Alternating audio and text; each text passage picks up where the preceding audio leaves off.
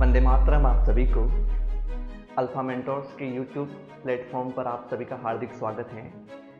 आज हम, जैसा कि आपने थंबनेल के ऊपर ऑलरेडी आपने देख लिया होगा, कि आज हम डिस्कस करेंगे क्लास 12 के केमिस्ट्री के इनऑर्गेनिक जो आपका पार्ट है उसका चैप्टर नंबर जो 3 है आपका एनसीईआरटी के अंदर जो मेंशन किया हुआ है केमिकल काइनेटिक्स। उसके ऊपर हम डिस्कस करेंगे कि आखिर केमिकल काइनेटिक्स क्या चीज़ होती है, कैसे वो वर्क करती है, सारी चीज़ें वन बाय वन हम स्टेप के थ्रू उसके बारे में हम डिस्कस करेंगे। ओके, तो बिना कोई टाइम वेस्ट किए सीधा हम हमारे टॉपिक की ओर आगे बढ़ते हैं। और यदि आपको केमिकल काइनेटिक्स पता है तो बिल्कुल अपने यूट्यूब के टाइम को जाया नहीं कीजिए और उसके सीधे न्यूमेरिकल जो क्वेश्चन जो हैं उसकी सीधे आप अप्रोच कीजिएगा। और यदि आपको थियोरेटिकल की कुछ चीज़ों में इश्यूज आ रहे हैं तो आप मेरे साथ में आगे बढ़िएगा। ओके, सो आज हम डिस्कस करेंगे chemical kinetics.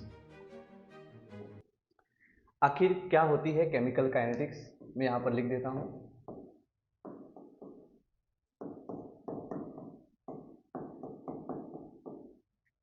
Chemical kinetics, branch of chemistry which deal with rate of reactions, factor which affecting with rate of reactions is known as a chemical kinetics। यहां पर एक वर्ड आया है आपके सभी के सामने, rate of reactions.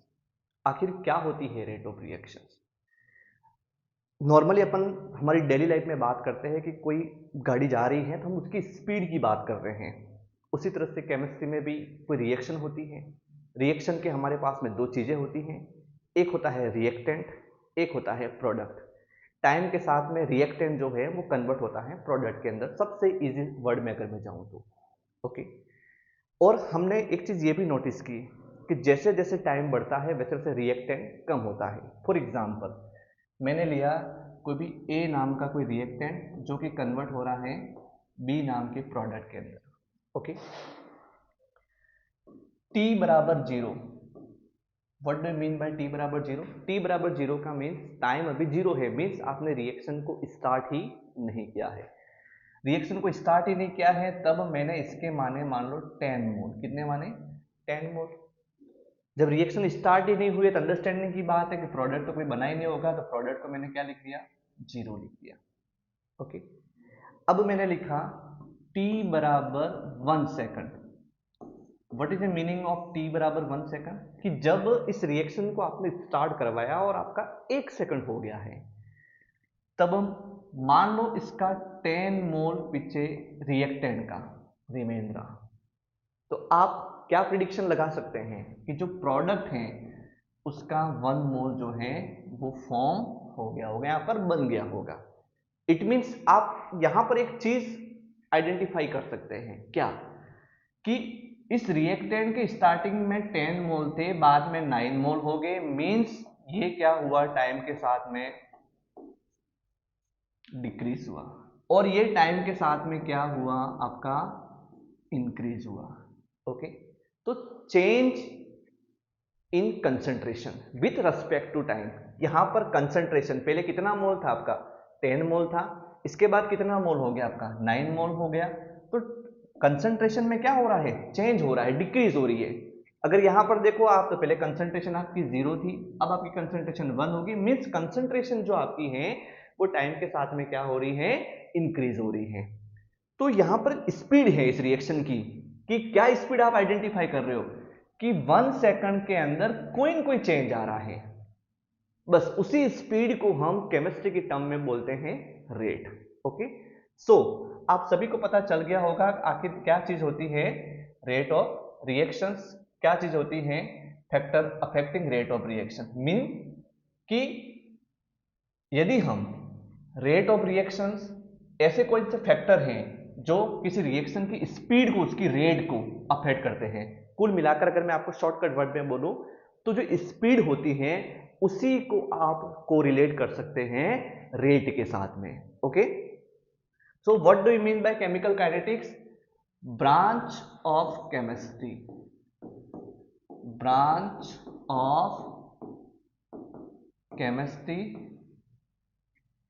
where or which deal with rate of reactions, rate of reaction and factor affecting rate of reaction। अब यहां पर आपके एक वर्ड आया है जिसको मैंने बताया नहीं है, factor affecting rate of reaction. Means आपने कैटालिस का नाम सुना होगा। कुछ रिएक्शंस जो होती है वो कैटालिस की प्रेजेंस में उनकी जो रेट होती है, उनकी जो स्पीड होती है वो बढ़ जाती है। कुछ रिएक्शन ऐसी होती है जो कैटालिस की प्रेजेंस में उनकी जो रेट होती है वो कम हो जाती है। इसके बाद में आपने टेम्परेचर देखा होगा, कुछ रिएक्शन का टेम्परेचर अगर अपन इंक्रीज करते हैं तो उनकी जो रेट है, उनकी जो स्पीड है वो बढ़ जाती है। सेम प्रेशर के साथ में भी देखते हैं। तो आखिर ऐसे कौन कौन से केमिस्ट्री के अंदर फैक्टर हैं कि जो किसी रिएक्शंस की जो रेट होती है उसको अफेक्ट करते हैं। Okay, so a branch of chemistry which deal with rate of reactions and factor affecting rate of reaction is known as chemical kinetics. मैंने आपको सीधा कोई भी बड़ी लैंग्वेज के अंदर मैंने आपको नहीं उलझाया है और हम सीधे शॉर्ट फॉर्म में हम चलते हुए कि केमिकल काइनेटिक्स आखिर होती क्या है। अब केमिकल काइनेटिक्स जैसे ही पढ़ते हैं तो सबसे पहला वर्ड हमारे सामने डेफिनेशन के अंदर भी आ रहा है, रेट ऑफ रिएक्शन। आखिर क्या होती है rate of reaction?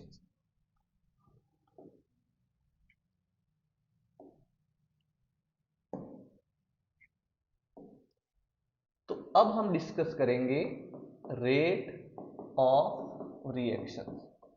Rate of reaction, अभी मैंने आपके सामने छोटा सा एक एग्जांपल लिया था, मैं फिर से उसको वापस ले लेता हूं। मान लो रिएक्टेंट है कोई मेरे पास में, वो टाइम के साथ में किस में कन्वर्ट होगा? प्रोडक्ट के अंदर कन्वर्ट होगा। रिएक्टेंट को मैंने लिखा R से, प्रोडक्ट को मैंने लिखा P से। टाइम T बराबर मैंने क्या लिया बताइए बेटा मुझे? 0 सेकंड। 0 सेकंड मीन्स प्रोडक्ट तब कुछ नहीं बना होगा, क्योंकि 0 सेकंड का मीन यही होता है कि आपकी वहां पर रिएक्शन जो है वो स्टार्ट नहीं हुई है।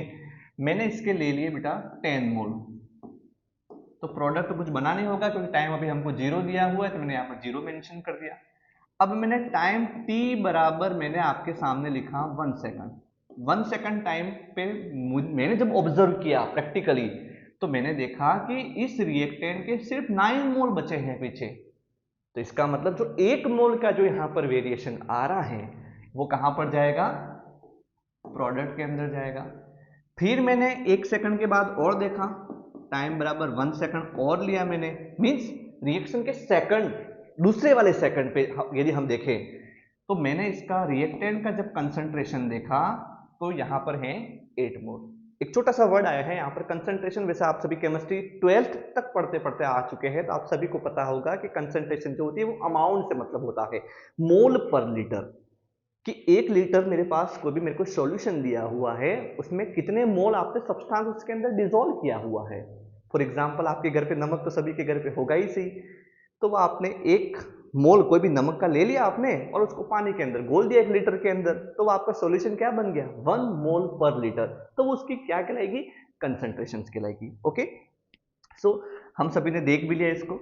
अब इसके कितने मोल बन चुके होंगे? क्योंकि उधर 8 मोल रहे तो इसके कितने मोल बन चुके होंगे? 2 मोल बन चुके होंगे। इट मींस टाइम के साथ में जो रिएक्टेंट है उसकी जो कंसंट्रेशन है वो हमेशा क्या होती है? डिक्रीज होती है, और प्रोडक्ट की जो कंसंट्रेशन है वो हमेशा क्या होती है?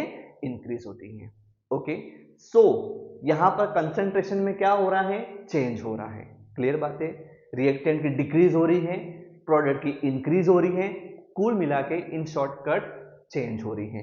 किसके रेस्पेक्ट में? टाइम के रेस्पेक्ट में, क्योंकि टाइम आपका चेंज हो रहा है। पहले आपका 0 सेकंड था, रिएक्शन स्टार्ट ही नहीं हुई थी, फिर आपका 1 सेकंड हुआ, फिर आपका सेकंड दूसरा सेकंड हुआ, फिर आपका 3rd second, 4th second, 5th second, घंटों में, दिन में कुछ रिएक्शन बहुत स्लो भी होती है।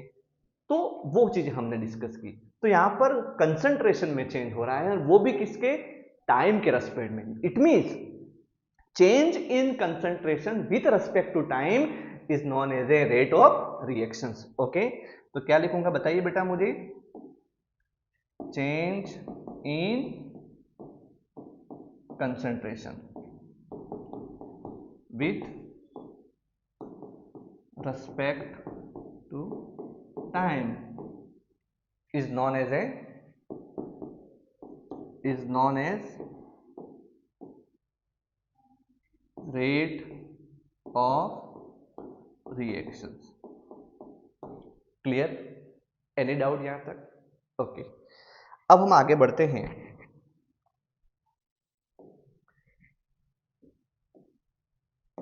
कि आखिर हमने रेट ऑफ रिएक्शंस के बेस पर देखा, तो कुछ रिएक्शन रेट ऑफ रिएक्शन के बेस पर कुछ रिएक्शन भी अलग अलग टाइप की होती हैं। आपने देखा होगा आपके घर पे जो खिड़कियां लगी हुई हैं, उन खिड़कियों के ऊपर यदि आप ध्यान से जाकर के देखेंगे तो आपको जंग लगा हुआ दिखेगा। क्या कभी ऐसा हुआ है कि आप लोहा खरीद के आए हैं मार्केट से और आप देख ही रहे हो और ये जंग लग गई, ये जंग लग गई और जंग लग गई पूरे के ऊपर? ऐसा तो नहीं होता है, क्योंकि उस प्रोसेस को होने में टाइम लगता है।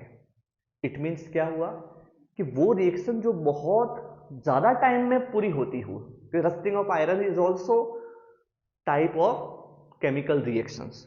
आपने क्लास 10 के अंदर पढ़ाई होगा कि जब जो आपका आयरन जो है वो एयर के, इसके बाद इन्वायरमेंट के अंदर जो मॉइस्चर है उसके कांटेक्ट में आता है तो वहां पर क्या लग जाती है, रस्टिंग होने लगती है ना। गैल्वेनाइजेशन सारे आपने प्रोसेस आपने वहां पर डिस्कस किए थे। इट्स ओके, ओके ओके, चलो।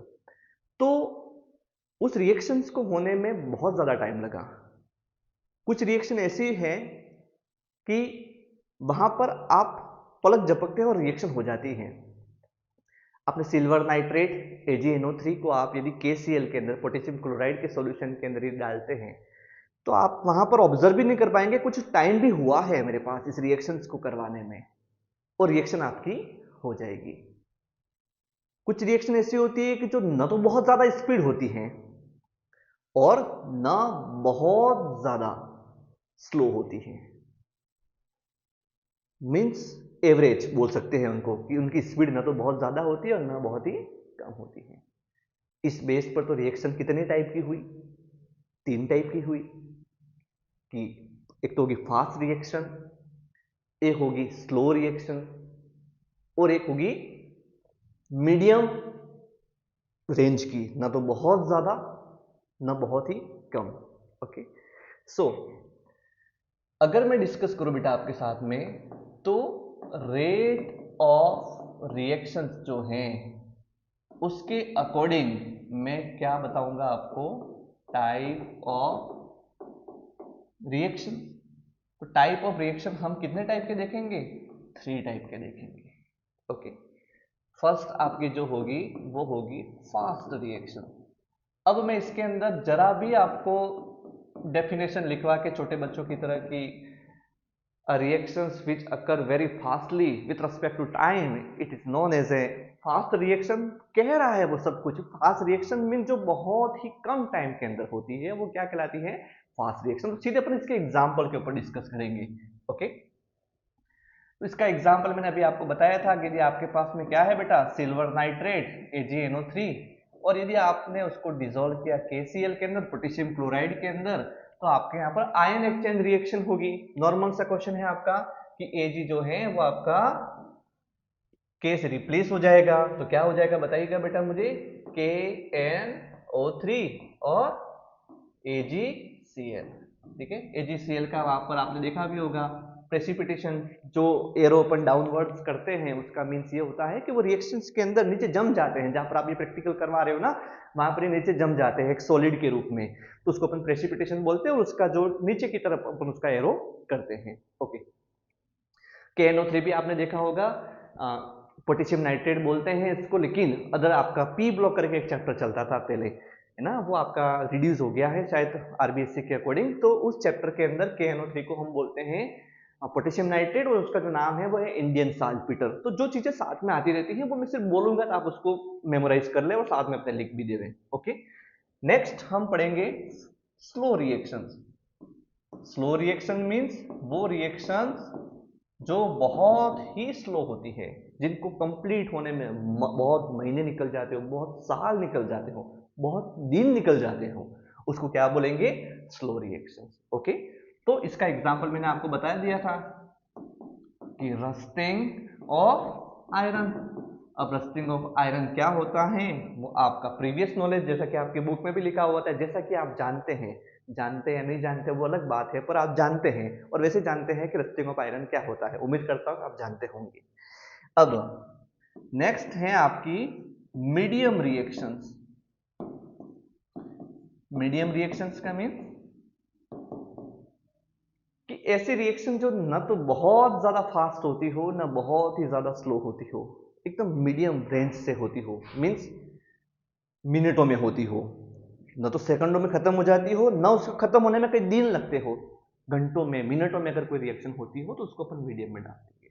यहाँ पर एक वर्ड आता है इन्वर्जन ऑफ शुगर, और आपके इस चैप्टर के अंदर भी है, तो अपन थोड़ा उसके बारे में पढ़ेंगे कि आखिर क्या चीज होती है इन्वर्जन ऑफ शुगर।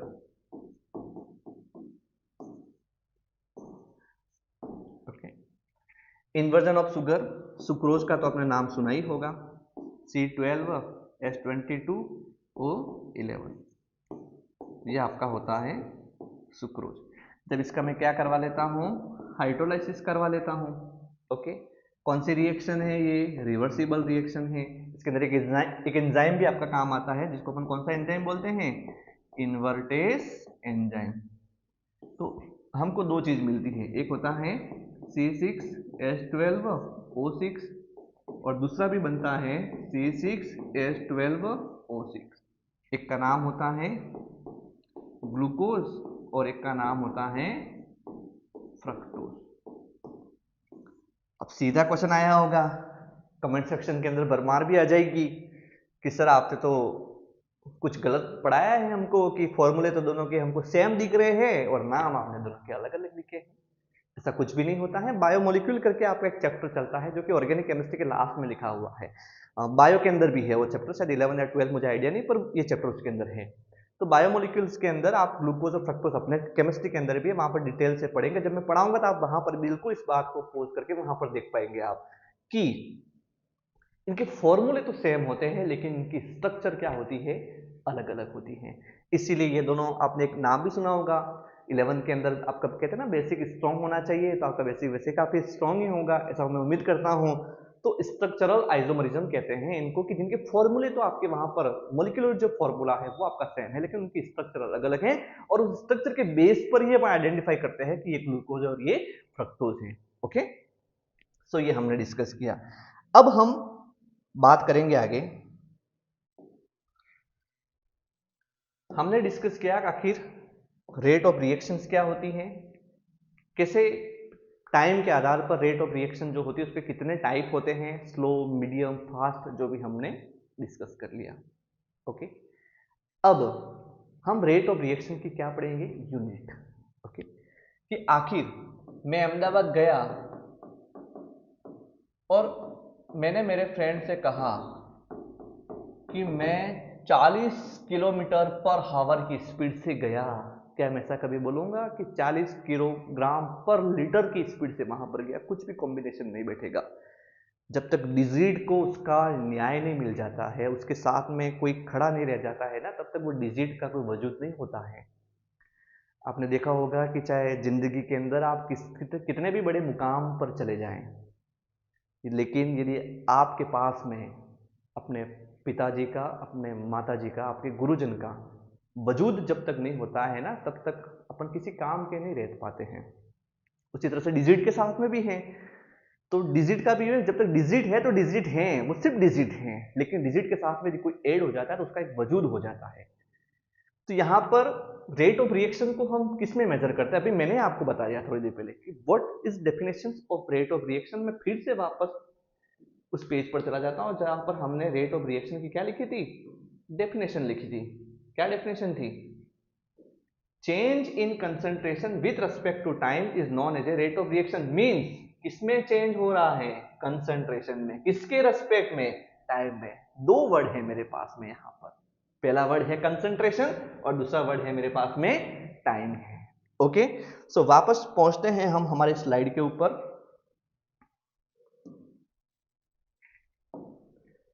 कि एक तो मेरे पास क्या था, कंसंट्रेशन थी, और दूसरा मेरे पास में क्या था, टाइम था। क्लियर? तो आखिर क्या होती है कंसंट्रेशन, क्या होता है टाइम, कंसंट्रेशन के बारे में मैंने आपको ऑलरेडी बता दिया है। तो चेंज इन कंसंट्रेशन, और विशेषकर इस बात का ध्यान रखिएगा कि केमिस्ट्री के अंदर कंसंट्रेशन को आप ब्रैकेट में लिखेंगे, बड़े वाले ब्रैकेट के अंदर। ओके, तो change in concentration with respect to time, किसके, टाइम के रिस्पेक्ट में। तो नीचे आ गया आपका टाइम। बस इसी को तो हमने क्या बोला था, इसी को हमने बोला था रेट ऑफ रिएक्शन। इसी को हमने क्या बोला था, रेट ऑफ रिएक्शन। और इसी की हमको क्या निकालनी है, यूनिट निकालनी है। तो कोई बड़ा काम नहीं है। वैसे एनसीईआरटी के अंदर आपके आरबीसी का जो पेपर होता है उसमें क्वेश्चन आता है छोटा सा, वो कंपटीशन एग्जाम में भी आता है, what is unit of rate of reaction. तो कंसंट्रेशन मैंने अभी बताया था कि 1 लीटर के अंदर आपने किसी भी सब्सटेंस के कितने मोल को डिसोल्व किया हुआ है। तो यहां पर मैं आपका लिखूंगा क्या, कंसंट्रेशन की यूनिट जो होगी वो आपकी होगी मोल पर लीटर, और टाइम की जो यूनिट होती है वो आपकी होती है सेकंड। अब बेसिक मैथ तो सबको पता ही होगी, क्योंकि हमने सपने बड़े पाल करके रखे हैं, और उन सपनों को यदि जीना है तो मैथ थोड़ी बहुत तो जरूरी होनी चाहिए आप सभी के लिए। तो मोल पर लीटर, और आपका सेकंड भी ऊपर गया तो पर सेकंड, ये जो आपका है वो आपका क्या है, unit of rate of reaction. किसी भी रिएक्शंस की जो रेट होती है, उसकी जो स्पीड होती है और उसकी जो यूनिट होती है, उसको यदि मुझे मेजर करना है तो क्या होगा, वहां पर उसकी जो यूनिट होगी वो होगी मोल पर लीटर पर सेकंड। ओके, तो यूनिट के बारे में भी हमने डिस्कस कर लिया। अब इसके फॉर्मूले के ऊपर आ जाते हैं हम। तो आखिर क्या फॉर्मूला होता है कि जिससे आप किसी भी रिएक्शन की जो रेट होती है उसको निकाल सकते हैं। तो मैं यहां पर लिखूंगा formula of rate of reaction. मैं फिर से वापस उन्हीं दो वर्ड पर आ रहा हूं, किसमें चेंज हो रहा है, कंसंट्रेशन में। किसके साथ में चेंज हो रहा है, टाइम के साथ में। अब मेरे पास में दो चीजें थी, मैंने आपको पहले ही बता दिया था बेटा कि एक है रिएक्टेंट और एक है प्रोडक्ट। रिएक्टेंट जो है वो टाइम के साथ में क्या होता है, डिक्रीज होता है, और प्रोडक्ट जो है वो टाइम के साथ में क्या होता है, इंक्रीज होता है। पूरा इंट्रोडक्शन के अंदर मैंने आपको बता दिया हुआ है। क्लियर। अब देखिए इधर ध्यान से, नहीं समझ में आता है तो कोई दिक्कत नहीं, मैं फिर से वापस उस एक्सपेरिमेंट को ले लेता हूं।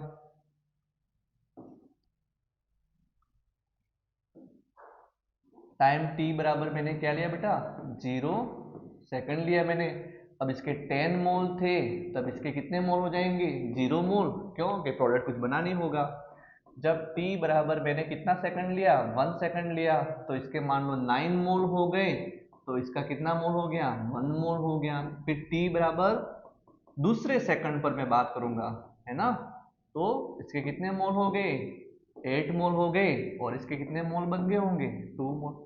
फिर जैसे रिएक्शन होती रहेगी तो ये जो है रिएक्टेंट वो टाइम के साथ में डिक्रीज होगा और ये टाइम के साथ में इंक्रीज होगा। ये हमारे पास में छोटा सा कॉन्सेप्ट है, और इसी कॉन्सेप्ट से हमने इंट्रोडक्शन भी कर लिया, रेट ऑफ रिएक्शंस क्या होती हैं ये भी पढ़ लिया हमने, उसकी यूनिट के बारे में भी डिस्कस कर लिया, और इसी से हम फॉर्मूला भी बना लेंगे। ओके, हमारा फॉर्मूला था क्या था, यूनिट जब हमने निकाली थी तब चेंज के लिए हम मान लो ये जो आपकी कंसंट्रेशन है, फॉर एग्जांपल मैं इसी को ले लेता हूं, यहाँ पर ये जो मेरे पास कंसंट्रेशन है इसको मैं मान लेता हूं R1, और इस कंसंट्रेशन को मान लेता हूं R2। रिएक्टेंट की पहले सेकंड पर जो कंसंट्रेशन और रिएक्टेंट की दूसरे सेकंड पर कंसंट्रेशन सेम एज मैंने प्रोडक्ट की बात कर दी, प्रोडक्ट की फर्स्ट सेकंड पर कंसंट्रेशन और प्रोडक्ट की दूसरे सेकंड पर जो कंसंट्रेशन उसको मैंने नाम दे दिया P2 नाम दे दिया। ओके, अब मैंने आपको क्वेश्चन पूछा कि इसकी स्पीड निकालनी है, इसकी मुझे रेट निकालनी है, उसके लिए फॉर्मूला क्या होगा। तो फॉर्मूला आपका जो होगा वो होगा change in concentration upon time.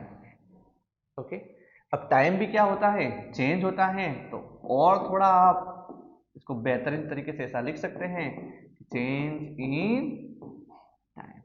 बड़ा ब्रैकेट क्यों लगा है, मैंने फिर से कह रहा हूं कि कंसंट्रेशन को अपन बड़े वाले ब्रैकेट के इक्विलिब्रियम के अंदर आपने इस चीज को पढ़ा है 11 के अंदर। ओके, तो चेंज इन कंसंट्रेशन और अपन में अपने कर दिया चेंज इन टाइम।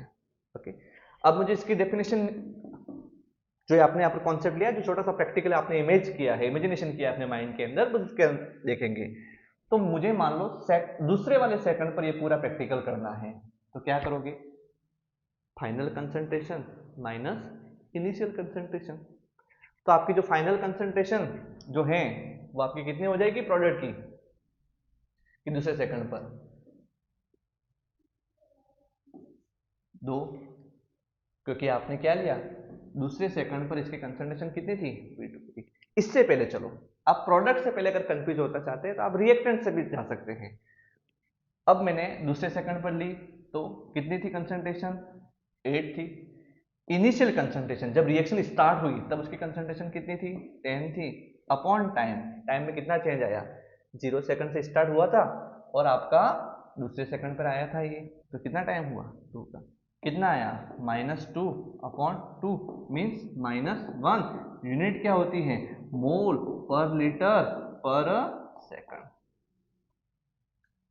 ये होती है। मीन्स आप क्या करते हैं, final concentration minus initial concentration upon time करते हैं। ये इसका आपने फॉर्मूला लिखा। तो फॉर्मूला मैं यहाँ पर फाइनल लिखूंगा, फिर अपन नेक्स्ट स्लाइड पे इसके ऊपर कुछ और हम डिटेल में डिस्कस करेंगे। तो क्या फॉर्मूला बनाएंगे, बताइए बेटा मुझे। Final concentration minus initial concentration बटे, है ना, time T2 minus time T1। कि कोई भी आपको 2 इंटरवल के बीच में पूछा होगा कि इस इंटरवल से इस इंटरवल के बीच में कितना चेंज आ रहा है। अब यहां पर एक सबसे बड़ी भारी दिक्कत होने वाली है। क्या भारी दिक्कत होने वाली है, देखो इधर ध्यान से, कि अगर मैं रिएक्टेंट के रेस्पेक्ट में देखता हूं तो फाइनल कंसंट्रेशन माइनस अगर आप इनिशियल कंसंट्रेशन करते हैं, जैसे कि आपने फाइनल कंसंट्रेशन कितना लिया था, 8 लिया था आपने, और इनिशियल कंसंट्रेशन आपने कितना लिया था, 10 लिया था, तो आपका जो आंसर आता है वो माइनस पे आता है। इसका मतलब फिर आपके माइंड में एक और डाउट आया होगा कि क्या किसी की स्पीड जो होती है वो माइनस में होती है। अगर कभी ऐसा आपने सुना कि मैं अहमदाबाद यहां से -60 किलोमीटर पर आवर की स्पीड से गया, ऐसा तो पॉसिबल कभी होता नहीं है। तो इस माइनस का जो आंसर आपका आता है, इस आंसर से बचने के लिए हम कभी भी, ध्यान रखिएगा, वैसे मैं लिखूंगा यहां पर मैं आपको पहले डिस्कस कर लेता हूं आपसे कि कभी भी अगर रिएक्टेंट के रेस्पेक्ट में देखते हैं तो उसके फॉर्मूले के आगे हमेशा माइनस लगा देते हैं। क्यों माइनस में लगा देते हैं? बहुत सारे विद्वान जन जो होते हैं वो, उनका कॉन्सेप्ट होता है कि रिएक्टेंट की जो कंसंट्रेशन है वो टाइम के साथ में डिक्रीज होती है, इसलिए माइनस लगा। ऐसा नहीं है, वहां पर आपका जो आंसर है वो कैस में आएगा, आपका माइनस में। और किसी भी रिएक्शन की जो रेट होती है वो कभी नेगेटिव नहीं हो सकती, एमसीक्यूज के अंदर पूछ सकता है। और वहां पर बहुत से बच्चे गलत करते हैं, क्योंकि रिएक्टेंट में तो उनको पता है कि स्पीड कम ही होगी और प्रोडक्ट में बढ़ेगी, तो एक नेगेटिव भी होती है, पॉजिटिव भी होती है, और तीसरा ऑप्शन आपको दे देगा ए एंड बी बोथ, और सी डी आपको दे देगा नन ऑफ दिस।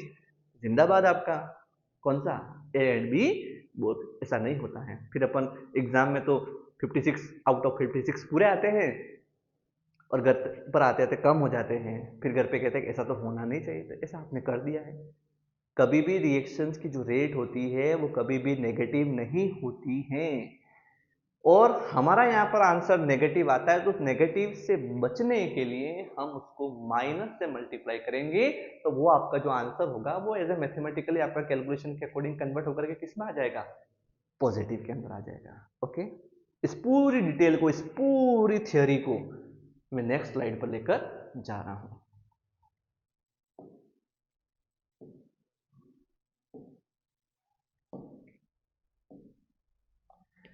तो बताइएगा बेटा, रेट ऑफ रिएक्शंस का क्या फॉर्मूला बनेगा, रेट ऑफ रिएक्शन। तो रेट ऑफ रिएक्शन किसको बोलते हैं, मैं फिर से कह रहा हूं, हमको फॉर्मूले के बारे में डिस्कस कर रहे हैं हम, ठीक है।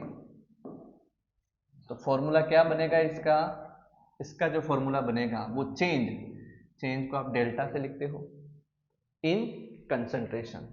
तो यहां पर मैं क्या लिख देता हूं, कंसंट्रेशन, अभी तक मैंने आपको बताया नहीं किसकी कंसंट्रेशन के रेस्पेक्ट में निकालना है, वहां पर आपको बिल्कुल क्वेश्चन के अंदर मेंशन होगा कि रिएक्टेंट के रेस्पेक्ट में निकालना है या प्रोडक्ट के रेस्पेक्ट में निकालना है।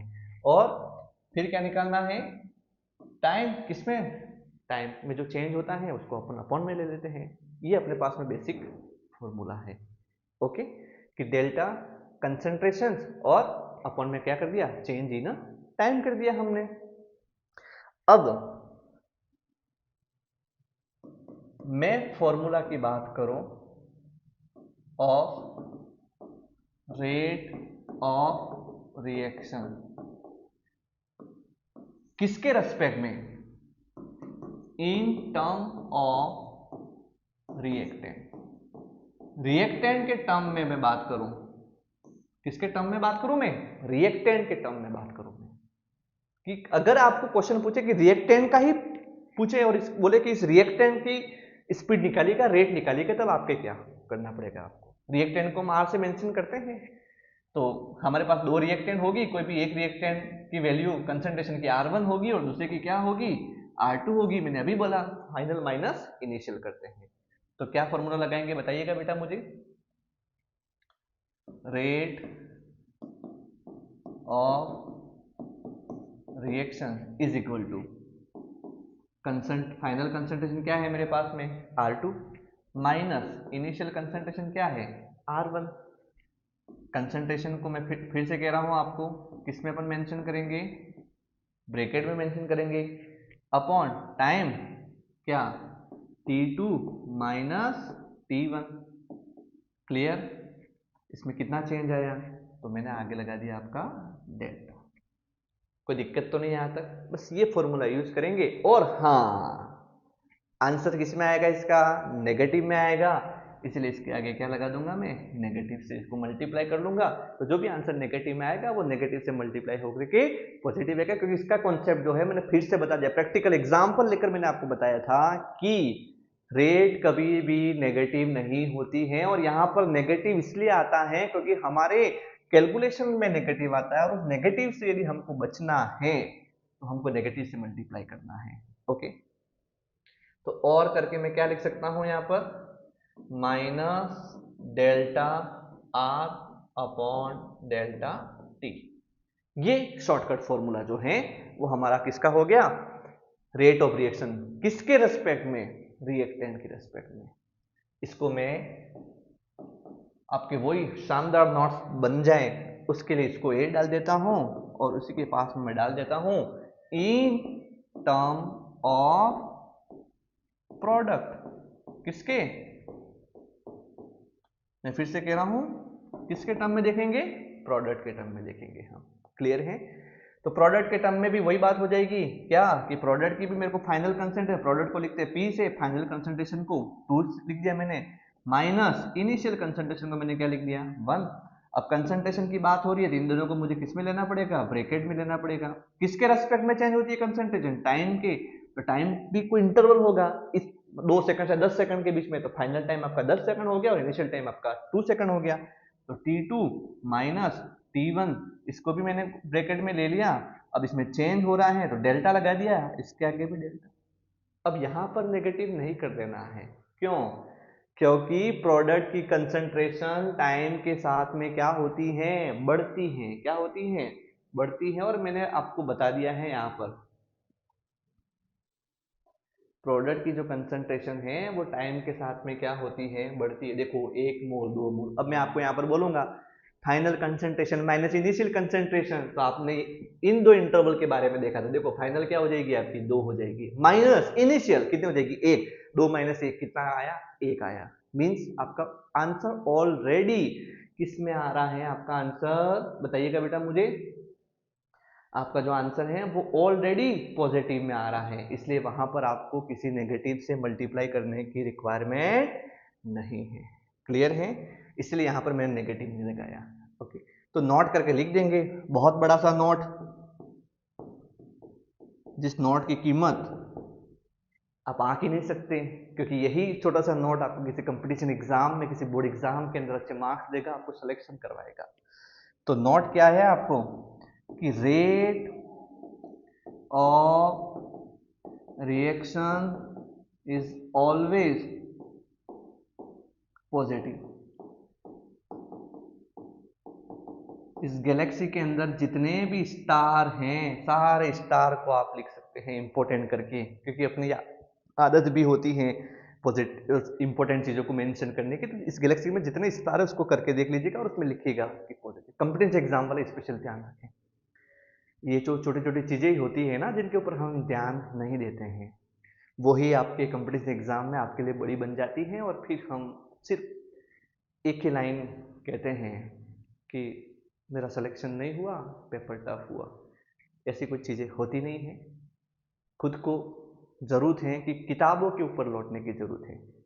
आजकल हम क्या करते हैं कि कंटेंट चारों तरफ इतना हो गया है कि मैं ये पढ़ लो वो पढ़ लो, और उस भीड़ में हम ये नोटिस नहीं कर पाते हैं कि मुझे पढ़ना क्या है। एक बात हमेशा मेरी आप विशेष ध्यान रखें, पढ़ना क्या है ये हर कोई आपको बता देगा, लेकिन क्या नहीं पढ़ना है ये जिस दिन अपन को पता चल जाएगा ना, तब हमारे सामने कोई बोर्ड का एग्जाम, कोई कंपटीशन एग्जाम हमारे सामने कोई मायने नहीं रखेगा। और वो तब पता चलता है जब आप बुक्स की ओर पढ़ते हैं। क्योंकि मेरा पर्सनली ओपिनियन ये है, सबसे कठिन काम है किताबों को पढ़ना। वे लोग बहुत ही कहते ना, उस कैंडिडेट का हर एग्जाम के अंदर सिलेक्शन हो जाता है, उसके हर बोर्ड एग्जाम के अंदर अच्छे मार्क्स आते हैं, क्योंकि उन्होंने बुक्स पढ़ी हुई है। सारी चीजें जो ऑनलाइन आप जो देख रहे हैं वो बुक से निकली हैं। और आप यदि ऑनलाइन प्लेटफॉर्म की ओर दौड़ेंगे तो उनका सारा जो सेंटर है वो बुक्स है, तो हमको उसको पकड़ के रखना है और वहां पर ये छोटी छोटी चीजें दी हुई होती है। ओके, सो वक्त जाया नहीं करते हैं अपन और सीधे आगे बढ़ते हैं।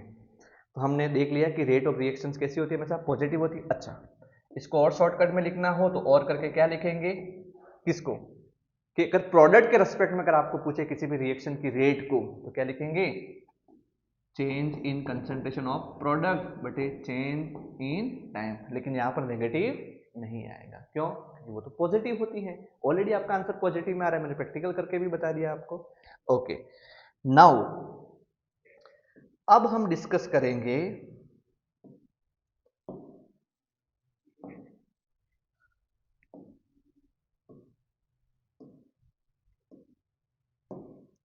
ओके, आगे नई स्लाइड हमारे सामने। अब हमने फॉर्मूला भी देख लिए। अब मैं यहां पर एक रिएक्शन लिख रहा हूं आपके सामने, ए कन्वर्ट हो रहा है किसमें, बी में, या फिर चलो ए और बी लिख लेते हैं अपन, या ए प्लस बी और सी प्लस डी कर लेते हैं, ठीक है। चलो ये सबसे इजी से चलते हैं अपन, आप कंफ्यूज होंगे फिर। ए कन्वर्ट हो रहा है किसके अंदर, बी के अंदर। ओके, अब मैंने वही प्रैक्टिकली वापस आपका t बराबर कितने सेकंड लिए इसके, मैंने 0 सेकंड, और इसके मैंने कितने लिए 10 मोल लिए, तो इसका कितना मोल आया 0 मोल। फिर मैंने इसका t बराबर कितना सेकंड लिया 1 सेकंड, तो कितने मोल बचे थे इसके 9 मोल। तो इसके पीछे कितने मोल बचेंगे, सॉरी इसका कितना बच जाएगा 1 मोल बन जाएगा आपका। फिर मैंने t बराबर कितने सेकंड लिए 2 सेकंड लिए, तो इसके कितने मोल हो गए 8 मोल हो गए, और इसके कितने मोल हो गए आपके 2 मोल बन गए। ओके, यहां तक हमने डिस्कस कर लिया था, ठीक है। इस पूरे का आप एक काम करिएगा, रिएक्टेंट के रेस्पेक्ट में रेट ऑफ रिएक्शन निकालो, रेट ऑफ रिएक्शंस ऑफ किसकी, या फिर रेट ऑफ रिएक्टेंट निकालिए आप। चलो ऐसा लिख देते हैं अपन, रेट ऑफ रिएक्टेंट निकालिए। आप रिएक्टेंट की स्पीड को यहां पर निकाल कर मुझे बताइएगा, कोई भी 2 इंटरवल ले लीजिएगा। चलो ओके, ये 2 इंटरवल ले लो। मैं फॉर्मूला क्या था आपका, मैंने अभी आपको बताया, माइनस डेल्टा आर बटे डेल्टा टी। नेगेटिव क्यों रखा था, सारी बातें हमने देख ली थी। फाइनल माइनस इनिशियल, आपका कितना है फाइनल कंसंट्रेशन, इन 2 इंटरवल में देखेंगे 9 हो जाएगी, माइनस इनिशियल कितनी है आपकी 10 हो जाएगी, अपॉन टाइम में कितना है final minus initial time, means final कितना है 1 सेकंड और इनिशियल टाइम कितना है 0 सेकंड। ओके, इसको ब्रैकेट में ले लिया मैंने, इसको सोल्व किया, आगे माइनस लगाएंगे, क्यों लगाते हैं, क्योंकि आंसर आपका नेगेटिव में आएगा। तो 9 माइनस 10, तो ये आपका कितना हो जाएगा माइनस, और ये बचेगा आपका -1 और ये आपका 1 हो गया। इट मीन्स क्या बचा पीछे, पूरे मैथमेटिकली सॉल्व किया 1 और पीछे मोल लगा दिया, मोल पर लीटर पर सेकेंड। ओके, मिस इस रिएक्शन की अगर मैं रेट आपको पूछूं रिएक्टेंट के रेस्पेक्ट में, तो आप क्या बताएंगे मुझे, सर 1 मोल पर लीटर पर सेकंड इस रिएक्शन की स्पीड है, रेट है।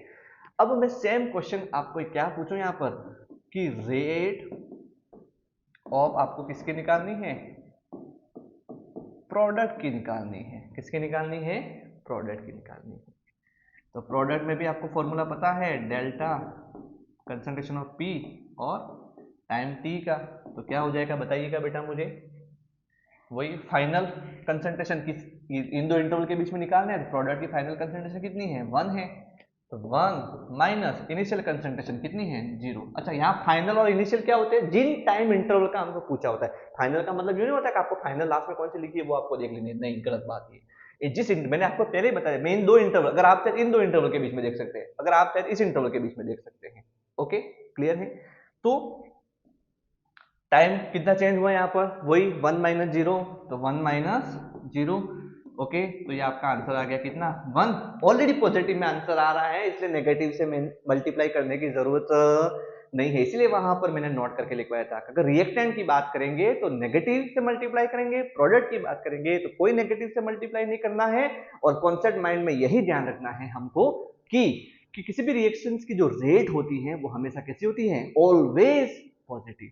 ओके, बोलते हैं ना ऑलवेज बी पॉजिटिव, आपका जो ब्लड ग्रुप है। ओके, तो 1 मोल पर लीटर पर सेकंड, ये आपका मींस आपने बहुत इंपॉर्टेंट यहां पर एक चीज देखी होगी, क्या कि इस रिएक्शन की रिएक्टेंट के रेस्पेक्ट में आप रेट देखो कि प्रोडक्ट के रेस्पेक्ट में रेट देखो, दोनों की रेट तो कैसी आ रही हैं, सेम आ रही है।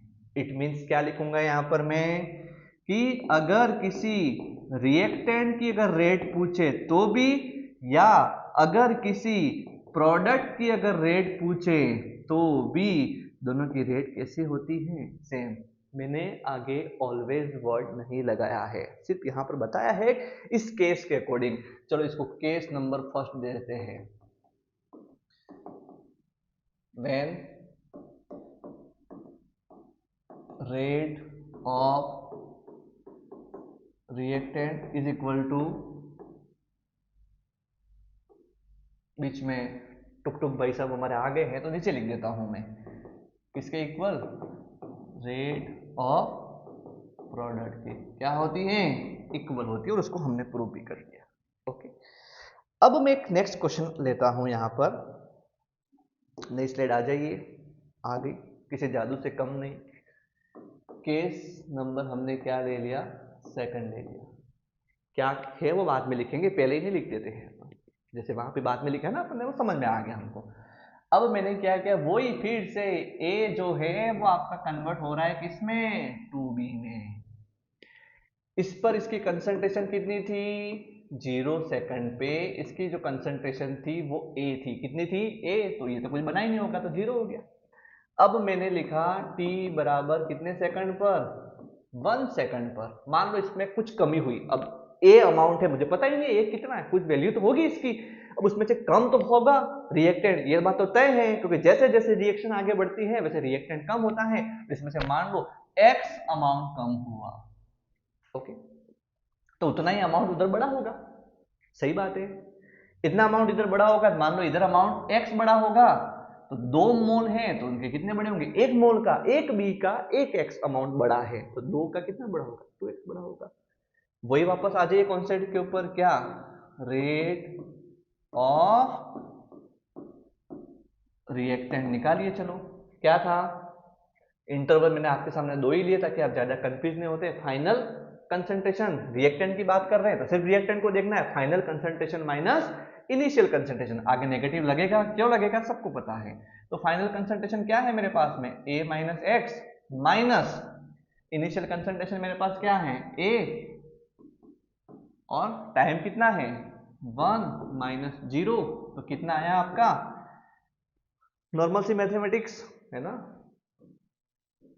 किसी आइंस्टीन से कम फीलिंग नहीं आ रही है अभी, तो क्या आ जाएगा -x और माइनस से मल्टीप्लाई होगा प्लस का x बटे 1, तो आपका क्या बचा पीछे x, और यूनिट तो लगानी है मोल पर लीटर पर सेकंड। ये रिएक्टेंट के रेस्पेक्ट में आ गई। अब प्रोडक्ट के रेस्पेक्ट में देखते हैं, रेट ऑफ प्रोडक्ट। प्रोडक्ट के रेस्पेक्ट में देखते हैं तो फाइनल कंसंट्रेशन कितना है आपका 2x, कंसंट्रेशन ब्रैकेट में बटे टाइम, चेंज टाइम में कितना चल रहा है 1 माइनस 0। प्रोडक्ट की बात करते हैं तब नेगेटिव लगता नहीं है क्योंकि ऑलवेज उसकी रेट पॉजिटिव में आएगी। तो क्या आंसर बचेगा पीछे 2x/1, तो कितना आया इसका रेट, स्पीड कितना आया 2x मोल पर लीटर पर सेकंड। अब आप किसी थियरी के ऊपर पहुंच पा रहे होंगे क्या? इसके जस्ट पहले वाली स्लाइड में मैंने आपको बताया बेटा क्या कि केस 1 हमने जो लिया था उसके अंदर मैंने आपको बताया कि रिएक्टेंट की जो रेट होती है और प्रोडक्ट की जो रेट होती है वो सेम होती है। ऑलवेज नहीं बोला था मैंने वहां पर, तो यहां पर सेम आ रही थी, इसका भी आंसर 1 आ रहा था, इसका भी आंसर 1 आ रहा था। लेकिन यदि आप यहां पर देखेंगे ध्यान से इस वाले क्वेश्चंस को कि हमने जो अभी a+2b वाला लिया है उसके अंदर इसकी जो रेट आ रही थी वो आपकी आ रही थी x और इसकी जो रेट आ रही थी वो 2x आ रही थी। क्लियर बात है? मींस इन दोनों की रेट इक्वल नहीं है। इसका मतलब क्या हुआ कि रेट ऑफ किसका बेटा रिएक्टेंट का, दूसरा क्या रेट ऑफ किसका, टुकटुकी भाई साहब हमारे बीच में बार बार आ जा रहे हैं। और समय सबसे बड़ा बलवान होता है, मैं फिर से कह रहा हूं, है ना, रहना चाहिए सामने ताकि इंसान को कभी भी खुद के वजूद पर घमंड नहीं हो जाए, क्योंकि समय ही है। वो कहते हैं ना कि बंद पड़ी घड़ी भी दिन में 2 बार सही समय बताती है, इसलिए हमेशा इसकी कदर कीजिएगा। अगर आप वक्त की कदर करेंगे तो वक्त आपकी कदर करेगा। वो छोटा सा बीच में एक स्टेटमेंट याद आ गया तो बता देता हूं कि आप वक्त की कदर करेंगे तो वक्त आपकी कदर करेगा। वरना आपने देखा होगा कि जो लोग समय के साथ में अपडेट नहीं हुए उनका दुनिया में कोई भला नहीं हो पाया था। इसलिए हमेशा वक्त की कदर कीजिएगा और हमेशा ध्यान रखिएगा कि टाइम से बड़ा पनिश आपको कोई नहीं करता है और टाइम से बड़ा रिवार्ड भी आपको कोई नहीं देता है। इसलिए हमेशा समय जो आपका जो चल रहा है उसकी अहमियत कीजिएगा कि चाहे उड़ान कितनी भी ऊंची हो लेकिन आपके जो पैर जो हैं वो आपके हमेशा जमीन पर रहने चाहिए ताकि आप टाइम आपको रिवार्ड दे सके। नहीं तो बहुत से लोग आपके ने देखा होगा कि बह गए, है ना, इस टाइम की बिना कदर किए। तो यहां पर हमने देखा कि जो रेट ऑफ रिएक्टेंट है, रेट ऑफ प्रोडक्ट है, वो दोनों इक्वल नहीं है। कैसे? मैं फिर से कह रहा हूं, रिएक्टेंट की रेट क्या थी बताओ बेटा मुझे। रिएक्टेंट की रेट को किसे लिखते हैं -डेल्टा R बटे डेल्टा टी, और प्रोडक्ट की रेट को किसे लिखते हैं डेल्टा P बटे डेल्टा टी। लेकिन दोनों इक्वल नहीं आ रहे हैं। अब मुझे चलो नहीं आ रहे इक्वल, तो इनको इक्वल रखने के लिए मुझे क्या करना होगा? तो इनको इक्वल रखने के लिए मुझे क्या करना होगा, चलो देख लेते हैं। ये रिएक्टेंट की है कंसंट्रेशन मेरे पास में, और ये कंसंट्रेशन मेरे पास में किसकी है प्रोडक्ट की है। ये जो आपके नंबर्स लिखे हुए होते हैं ये आपके क्या कहलाते हैं स्टोइकियोमेट्रिक कोफिशिएंट कहलाते हैं, जो भी आपके नंबर्स लिखे होते हैं अमाउंट को बताते हैं, मोल को बताते हैं। अगर मैं ध्यान से देखिएगा इसके अमाउंट को क्या लिख सकता हूं मैं x लिख दूं, क्लियर बात है। इसकी रेट को मैं क्या लिख देता हूं यहां पर x, और इसकी रेट को लिख देता हूं मैं 2। ओके, कैसे? ऐसा मैंने कैसे किया सुनना आप आराम से। जो इसका स्टोइकियोमेट्रिक जो कोफिशिएंट है उसको मैंने कहां लिख दिया डिवाइड में लिख दिया। कहां पर लिख दिया डिवाइड में लिख दिया। इसका इस लाइन से क्या मतलब है, x इसमें कम हो तो उसमें 2x बढ़े। जैसे कि मान लो इसमें आपका 10 था, 10 में से आपका इसमें कितना कम हुआ 1 कम हुआ, x की वैल्यू 1 रख दी और 1 की वैल्यू मैंने 10 रख दी, तो इधर कितना बढ़ा 1 बढ़ा, लेकिन आगे 2 है मतलब आपने कितने लिखे 2 बढ़े। ओके, उसमें 10 में से 1 कम हुआ तो इसके कितने बन गए? 2 बन गए। मतलब इसका कितना था? 1 था, ए का कितना था?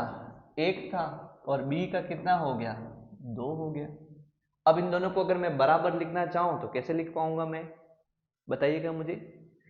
इन दोनों को बराबर लिखना चाहूं तो इसके आगे जो भी आपका स्टोइकियोमेट्रिक कोफिशिएंट है उसको हमेशा अपन किसकी फॉर्म में लिखेंगे? डिवाइड की फॉर्म में लिखेंगे। इस बात का हमेशा विशेष ध्यान रखें, तब यहां पर आप बीच में किसका साइन लगा सकते हैं? इक्वल का सिंबल लगा सकते हैं। इट मीन्स समरी कुल मिला के ये है कि आखिर हमको कब पता चलेगा कि किसी रिएक्शंस में जो रिएक्टेंट है उसकी जो स्पीड है, जो रेट है, वो और प्रोडक्ट की जो रेट है वो कब इक्वल होगी, कब इक्वल नहीं होगी। इस पूरी झंझट से अगर मैं आपको बाहर निकालूं तो हमारे सामने एक शॉर्टकट चीज चलेगी और उससे हम देखेंगे क्या कि फॉर एग्जाम्पल मेरे सामने है बेटा a प्लस बी है और वो मेरे साथ कन्वर्ट हो रहे किसमें? C और D में। ओके, अगर इसकी कंसंट्रेशन है m1 स्टोइकियोमेट्रिक, इसकी जो ये है B, उसके स्टोइकियोमेट्रिक है m2, ये कितना है? n1, और ये जो आपका D है इसकी कंसंट्रेशन मान लो कितनी है? n2। ओके, अब मैं आपको बोलो कि इसको लिखिएगा, रेट ऑफ रिएक्शन लिखो इसकी, तो अब रेट ऑफ रिएक्शन क्या करेंगे? ये कौन है? रिएक्टेंट है, तो माइनस डेल्टा ए बटे डेल्टा टी हो गया। बी रिएक्टेंट है मतलब नेगेटिव डेल्टा बी बटे डेल्टा टी। फिर ये प्रोडक्ट है तो नेगेटिव नहीं लगेगा मेरे सामने, तो डेल्टा सी बटे डेल्टा टी। फिर डी भी मेरे साथ में प्रोडक्ट है तो डेल्टा डी बटे डेल्टा टी। ये तो नॉर्मल अपन को पता ही है कि किसी भी रिएक्शंस को कैसे लिखना है। क्लियर बात है? मुझे निकालनी क्या है? इनकी रेट ऑफ रिएक्शन निकालनी।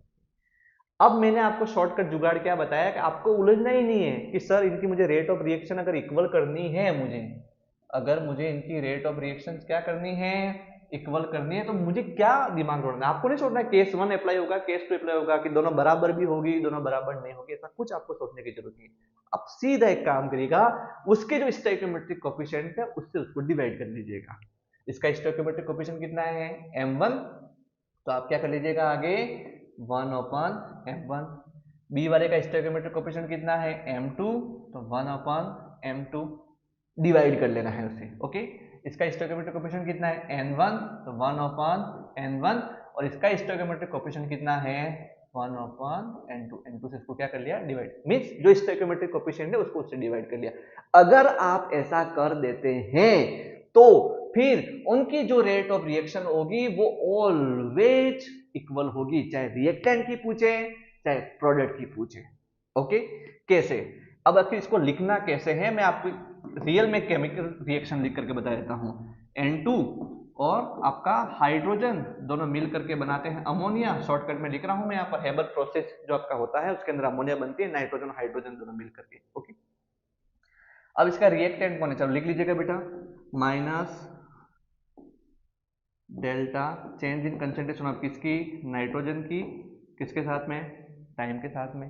फिर ये कौन है? हाइड्रोजन, तो minus delta change in concentration of किसकी? हाइड्रोजन बटे डेल्टा टी। फिर ये प्रोडक्ट में कौन बना? अमोनिया, तो नेगेटिव तो लगेगा नहीं क्योंकि प्रोडक्ट है, तो क्या होगा? Change in concentration of ammonia बटे डेल्टा टी। ओके, अब मुझे क्या करना है? ये दोनों किसकी रेट ऑफ रिएक्शन है? रेट ऑफ रिएक्टेंट की है, सही बात है। ये किसकी है? रेट ऑफ प्रोडक्ट की है। ये भी क्लियर बात है। डन। अब मुझे इनको क्या करना है? इक्वल करना है, क्योंकि मैंने फिर से कहा कि ऐसा जरूरी नहीं है कि उनकी रेट इक्वल होती है या नहीं होती, ऐसा कोई जरूरी नहीं है। उस प्रॉब्लम से बचने के लिए कि हमको इसके डायरेक्ट कैसे पता चल जाए कि इक्वल है या नहीं है, उस पूरी झंझट को जो मैंने केस 1 केस 2 जितने अभी 20-25 मिनट का जो भी आपका जो लेक्चर था, उस पूरे लेक्चर को एक तरफ साइड कोने में रख करके सीधा रेट ऑफ रिएक्शन अगर निकालनी है और इक्वल करनी है तो उनके जो स्टोइकियोमेट्रिक कोएफिशिएंट है उसे डिवाइड कर लेना है। इसका स्टोइकियोमेट्रिक कोएफिशिएंट कोई नहीं है तो मैं 1 मान लेता हूं और 1 को डिवाइड करने से कोई मतलब नहीं है। इसका स्टोइकियोमेट्रिक कोएफिशिएंट कितना है, 3 है, तो मैंने आगे कितना कर लिया, 1/3 3 से डिवाइड कर लिया तो 1/3 लिख दिया। इसका स्टोइकियोमेट्रिक कोएफिशिएंट 2 है तो मैंने 2 को डिवाइड कर दिया और 2 को डिवाइड कर दिया तो मैंने 1/2 लिख दिया। अब आप बिल्कुल इसको इक्वल करके चल सकते हैं। अब क्वेश्चन यही होगा हर बार की तरह, सर आखिर इतनी बड़ी आपने जो गाथा गाई हमारे सामने उसका आउटपुट क्या है, उसका आउटपुट क्या है? इसका आउटपुट ये है, मैं न्यूमेरिकल करवाऊंगा आपको इसके ऊपर, बिल्कुल ही हम न्यूमेरिकल लेंगे और ये कंपटीशन एग्जाम में आपको थोड़ा ज्यादा इसके ऊपर फोकस किया जाता है इस क्वेश्चन के ऊपर। इसका आउटपुट ये है कि अगर आपको इसकी कंसंट्रेशन अगर आपको दी गई हो, इस वाले की कंसंट्रेशन आपको, नाइट्रोजन की कंसंट्रेशन आपको दी गई हो और अगर आपको पूछ ले हाइड्रोजन की, तो आप दोनों इक्वेशन को क्या कर दोगे, इक्वल कर दोगे। समझ में आया आपको? क्लियर बात है? इक्वल कर लो, फिर इसकी जो वैल्यू है उसको रख देना, ये 3 आपका चला जाएगा इस साइड में, तो जो भी कंसंट्रेशन आएगी वो किसकी आएगी, हाइड्रोजन वाले की आएगी। क्लियर बात है? और वो उसके बराबर होती है, मतलब इसका जो आंसर होगा वो उसी के आंसर के बराबर होगा। ये इसका आउटपुट है। मैं एक न्यूमेरिकल लेकर के आपको बताऊंगा कि आखिर चीजें क्या होती है। ओके, सो आज इस पूरे कॉन्सेप्ट को आप अच्छे से दिमाग में बैठा देंगे। मैं फिर से वापस आपको रिकेप करवा लेता हूं। सबसे पहले हमने पढ़ा था केमिकल काइनेटिक्स क्या होती है, कि जो किसी भी रेट ऑफ रिएक्शंस के बारे में ऐसे कौन कौन से फैक्टर हैं जो किसी रिएक्शंस की रेट को अफेक्ट करते हैं, उसके बारे में जो केमिस्ट्री की जो ब्रांच बताती है उसको हम केमिकल काइनेटिक्स कहते हैं। फिर इसके बाद में हमने unit of rate of reaction देखी थी, तो फॉर्मूला इसका कंसंट्रेशन और टाइम के साथ में है, तो कंसंट्रेशन की जो यूनिट होती है वो मोल पर लीटर होती है, टाइम की जो यूनिट होती है वो सेकंड होती है, तो इसकी जो यूनिट आई थी वो मोल पर लीटर पर सेकंड। दूसरा क्वेश्चन आपका यहां से हो गया कि जो रेट ऑफ रिएक्शन है उसकी यूनिट क्या होती है। तीसरा फिर हमने देखा था इसकी यूनिट के बाद में कि रेट ऑफ रिएक्शन के बेस पर आपकी जो रिएक्शन होती है वो 3 टाइप की होती है, slow reaction, fast reaction, medium reaction. जो बहुत फास्ट होती है सेकंडों में होती है फास्ट रिएक्शन, जो सालों में होती है वो आपके स्लो रिएक्शन, और जो बहुत न कम टाइम में न बहुत ही ज्यादा टाइम में आपकी होती है वो आपकी होती है मीडियम रिएक्शन। तीनों के एग्जाम्पल भी मैंने आपको लिखवा दिए थे। इसके बाद हमने जैसे ये टाइप पढ़ा, इसके बाद हम सीधा आगे बढ़े थे किधर की ओर, फॉर्मूले की ओर बढ़े थे आगे, कि formula of rate of reaction. छोटा सा हमने एक्सपेरिमेंट लिया था, फिर हमने फॉर्मूले को बनाने का टाइप किया था कि किसमें चेंज होता है, कंसंट्रेशन में। जिस इंटरवल में पूछा उसकी फाइनल कंसंट्रेशन माइनस उसकी इनिशियल कंसंट्रेशन और उसका टाइम, कि जिस इंटरवल में मान लो ऐसे पूछा आपको कि 10 से 16 सेकंड के बीच में, तो फाइनल टाइम आपका कितना है 16, और इनिशियल टाइम कितना पूछा 10 पूछा, उस इंटरवल में आपको निकालना है। ओके, फिर इसके बाद में थोड़ा सा और आगे बढ़े थे हमने, तो फिर क्या देखा था हमने, इसके बाद चीजें हमने डिस्कस की थी कि रेट ऑफ रिएक्शंस की, कि फॉर्मूला रिएक्शंस की रेट पूछे तो concentration, change in concentration with respect to time. अगर रिएक्टेंट के टर्म में पूछे तो चेंज इन कंसंट्रेशन ऑफ, या चेंज की जगह आप क्या बोलते हो डिक्रीज, तो decrease in concentration of reactant with respect to time multiply करेंगे किससे, नेगेटिव से, क्योंकि रिएक्टेंट की कंसंट्रेशन मैंने पूछा फॉर एग्जांपल रिएक्टेंट कंसंट्रेशन पहले कितनी थी, मान लो 5 थी, तो टाइम के साथ में कम हो जाएगी, मान लो 3 हो गई, तो आपकी फाइनल क्या हुई 3, और इनिशियल क्या हुई 5 हुई, तो 3 - 5 करोगे आंसर आपका नेगेटिव में आएगा। और कभी भी रेट जो होती है वो कभी नेगेटिव में नहीं होती है, इसलिए मैंने आपको क्या कहा था कि rate of reaction is always positive, note बड़ा सा करके आप लिख लीजिएगा। और उसी नेगेटिव के आंसर से हमको बचने के लिए नेगेटिव से मल्टीप्लाई करेंगे, जो आपका आंसर है वो पॉजिटिव में आ जाएगा। प्रोडक्ट में ऐसी कोई हमारे सामने समस्या नहीं है, क्योंकि उसका आंसर हमेशा पॉजिटिव में आता है, इसलिए आपको किसी कभी भी पॉजिटिव के साथ में या नेगेटिव के साथ में ऐसा कोई भी मल्टीप्लाई एक्स्ट्रा हमको एडिशनली करने की जरूरत नहीं है। फिर ये देखने के बाद में हमने, जैसे हमने ये देख लिया था कि रेट ऑफ रिएक्शंस क्या होती है, नेगेटिव कैसे होती है, पॉजिटिव कैसे होती है। इसके बाद में हमने 2 केस लिए थे। एक केस में हमने देखा था कि किसी भी रिएक्शन की जो रेट होती है वो रिएक्टेंट की और प्रोडक्ट की कैसी होती है, इक्वल होती है। यहाँ पर हमने देख लिया, दोनों का आंसर 1-1 आया था। और कुछ केस ऐसे भी होते हैं कि उन दोनों की जो रेट होती है वो दोनों की इक्वल नहीं होती है। रिएक्टेंट की x आ रही थी, प्रोडक्ट की 2x आ रही थी, मतलब ये भी इक्वल नहीं है। तो आखिर मैंने बताया था कि आखिर जब इक्वल हो, इक्वल नहीं हो, इन दोनों केस से, इन दोनों प्रॉब्लम से हमको यदि छुटकारा यदि पाना हो तो हम हमेशा क्या करेंगे, मैंने शॉर्टकट में आपको लिखकर बता दिया क्या, कि कभी भी कोई भी रिएक्शन दी गई हो, ये कोई भी एक रिएक्शन मैंने मान ली, और तो रिएक्शन के आगे कोई भी स्टोइकियोमेट्रिक अगर आपके लिखे हुए हो तो उन स्टोइकियोमेट्रिक को क्या करेंगे, उसकी जो रेट की जो टर्म में आप लिख रहे हो उसमें डिवाइड कर लेंगे। रेट की टर्म में आपको लिखने का पता है, ये मैंने लिख दिया ए का, ये बी का, ये सी का और ये डी का। इसका स्टोइकियोमेट्रिक m1 माना तो m1 से डिवाइड कर लिया, इसका m2 है तो m2 से डिवाइड कर लिया, इसका n1 है तो n1 से डिवाइड कर लिया, इसका n2 है तो n2 से डिवाइड कर लिया। अगर आपने डिवाइड कर लिया उसके स्टोइकियोमेट्रिक कोएफिशिएंट से तो फिर आपके पास में एक सुप्रीम पावर आ जाता है। किस बात का सुप्रीम पावर आ जाता है कि आप ये दूरदृष्टि, आप मतलब भगवान बन जाते हैं, क्या बिल्कुल दावे के साथ कह सकते हैं कि यस मैं यहाँ पर इक्वल का साइन लगा सकता हूँ। अगर ऐसा नहीं है तो फिर इक्वल का साइन आपको पता थोड़ी चलेगा कि मुझे लगाना है कि नहीं लगाना है, वो आपका टाइम सेविंग वाली बात है। तो आप इक्वल का साइन लगा देंगे। फिर मैंने एक रिएक्शन भी ले ली कि आपको लिखना कैसे है और उसके स्टोइकियोमेट्रिक को डिवाइड किया, तब आप बिल्कुल उसमें इक्वल का साइन करेंगे। और इसका आउटपुट क्या है, यहाँ पर आकर अपनी बात रुक गई थी, तो उसके न्यूमेरिकल अपन सॉल्व करेंगे। ओके, तो बिल्कुल अस्तु, जय हिंद, जय भारत। उम्मीद करता हूँ कि आप इस टॉपिक को अच्छे से समझेंगे और इसका यूटिलाइज करेंगे। ओके, धन्यवाद, मिलते हैं बहुत ही जल्दी। धन्यवाद।